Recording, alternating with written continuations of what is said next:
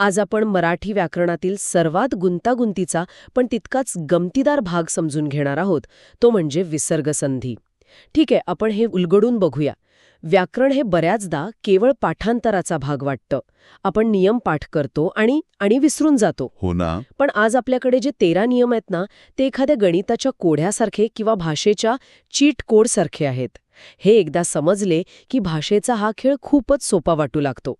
अगदी बरोबर. आणि या सखोल चर्चेच्या सुरुवातीलाच मला एक अतिशय महत्त्वाची गोष्ट स्पष्ट करायची आहे. संधी म्हणजे ज्याला आपण इंग्रजीत जॉईनिंग म्हणतो ना, हा निव्वळ कोणीतरी व्याकरणकाराने खुलीत बसून बनवून दिलेला कृत्रिम नियम नाहीये.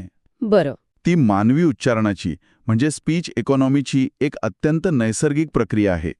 आपण जेव्हा वेगाने बोलतो तेव्हा दोन शब्दांचे ध्वनी एकमेकांत कसे मिसळतात हे आपण पाहणार आहोत. म्हणजे आपली जीभ, ओठ आणि स्वरयंत्र कमीत कमी कष्ट घेऊन शब्द कसे उच्चारतात, बरोबर? हो, अगदी तसंच. भाषा ही प्रवाही असते आणि त्या प्रवाहाचा वेग टिकवून ठेवण्यासाठी शब्दांना एकमेकांत मिसळावेच लागते. आजचे आपले उद्दिष्ट अगदी स्पष्ट आहे. या सखोल चर्चेत आपण विसर्गसंधीचे सर्व नियम आणि उदाहरणे सविस्तर पाहणार आहोत. सुरुवात करूया या स्वराची जादू आणि विसर्गाच्या खेळातून. हा माझा आवडता भाग आहे. आपण बऱ्याचदा अशी नावं ऐकतो ज्यांच्या दुसऱ्या अक्षरावर काना आणि मात्रा असतो, म्हणजे ओचा आवाज येतो.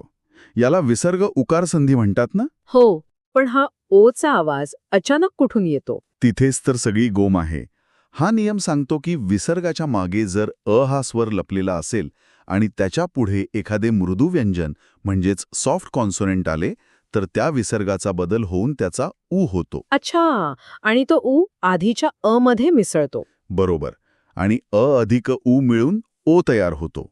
म्हणजे the soft H sound of विसर्गा rounds off into an O for ease of speaking. बोलताना जिभेला जास्त कष्ट पडू नयेत म्हणून तो विसर्गाचा उच्चार आपोआप गोल होतो. हे समजायला किती सोपं आहे. आपण उदाहरणांमधून हे पाहूया. जेव्हा यश आणि धन एकत्र येतात तेव्हा तो विसर्ग बदलून यशोधन हा शब्द तयार होतो. वा. तसेच तेज आणि निधी, तेजोनिधी. मनाशी संबंधित तर असे कितीतरी शब्द आपण रोज वापरतो. मन आणि राज्य एकत्र आले की मनोराज्य बनतो. आणि मन अधिक बल, मनोबल. हो, मन आणि रथ जोडले तर मनोरथ. आपण नेहमी वीकेंडला जे शोधतो तो मन आणि रंजन यातून आलेला मनोरंजन. अगदी बरोबर. माणसाच्या स्वभावाबद्दल बोलताना मन आणि वृत्ती एकत्र येऊन मनोवृत्ती असा शब्द तयार होतो. तपो शब्दामध्येही हेच दिसते ना. तप अधिक धन, तपोधन. आणि तप अधिक बल म्हणजे तपोबल. एखादे पवित्र ठिकाण सांगताना तप आणि धाम एकत्र येतात आणि तपोधाम हा शब्द वापरला जातो. मानवी गुणांबद्दल बोलताना रज आणि गुण, रजोगुण. वयाचा विचार करताना वय आणि मान यातून वयोमान हा शब्द जन्माला येतो. आणि मान खाली घालणे या अर्थाने अध, अधिक वदन म्हणजे अधोवदन. होय. निसर्गाचे वर्णन करताना यश अधिक गिरी म्हणजे यशोगिरी. आणि आकाशासाठी नभ अधिक मंडळ, नभोमंडळ. बापरे, हे सगळे शब्द आपण रोज वापरतो. पण जर विसर्गाच्या मागे असेल तर नेहमीच त्याचा ओ होतो का? काही शब्द थोडे हट्टी असतात ना. तिथेच पुढचा नियम येतो. विसर्ग कायम राहणे किंवा लोप पावणे. जर नंतर एखादे कठोर व्यंजन आले, ज्याला आपण हार्ड कॉन्सोनंट म्हणतो, जसे की क, ख, प, फ, तर तो विसर्गाचा 2 टिंबांचा ध्वनी म्हणजे द डबल डॉट साऊंड तसाच कायम राहतो. कारण तिथे हवा वेगाने बाहेर फेकली जाते. अगदी अचूक ओळखलत. म्हणजे म्हणूनच रज आणि कण हे रजोकण होत नाही तर रजकण असंच राहतं. बरोबर. अध आणि पात जोडताना अधपात. तेज आणि पुंज, तेजपुंज. पहाटेची वेळ प्रात आणि काल, प्रातकाल. आणि इत आणि पर जोडले की इतपर. पण समजा पुढे स्वर आला तर? जर विसर्गापुढे एखादा स्वर म्हणजे वॉवल आला तर तो विसर्ग पूर्णपणे लोप पावतो, तो गायबच होतो. उदाहरणार्थ अत आणि एव. अतएव विसर्ग गळून पडला आणि इत अधिक उत्तर, इत्तुत्तर. हो, कारण स्वर आल्यावर उच्चार सलग होतो. इथेच खरी मजा येते. आता आपण ओच्या आवाजाकडून एका नव्या वर्णाकडे वळतोय, तो म्हणजे र. हा र शब्दांना कसे जोडतो हे पाहूया. व्याकरणाच्या भाषेत याला विसर्ग र संधी म्हणतात. हा नियम कसा काम करतो? हा नियम सांगतो की विसर्गाच्या आधी अ किंवा आ खेरीज इतर कोणताही स्वर आला, जसे की ई किंवा उ, आणि विसर्गाच्या पुढे एखादा मृदू वर्ण आला तर त्या विसर्गाचा र होतो, म्हणजे नी, आणि अंतर जोडले तर निरंतर बनतो. अगदी बरोबर. बही आणि अंग, बहिरंग.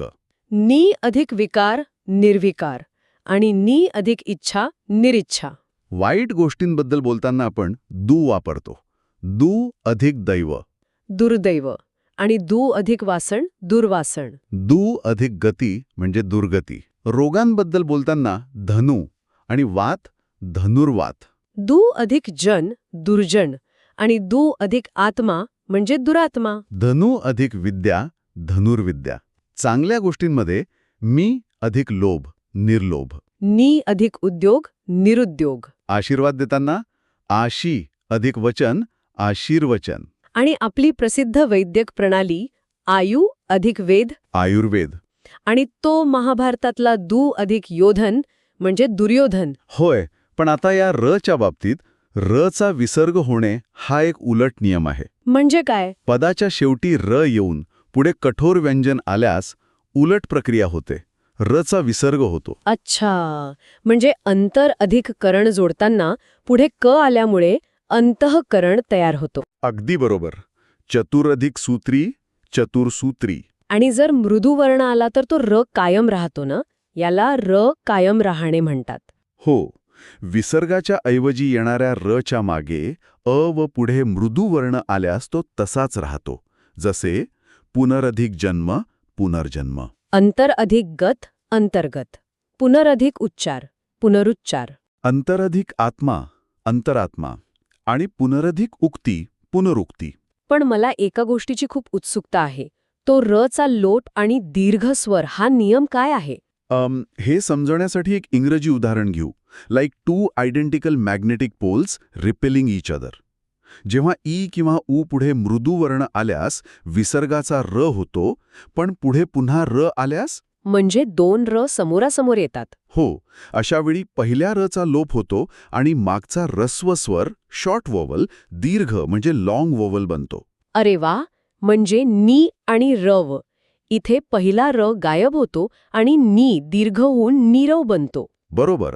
आणि नी अधिक रस. नीरस.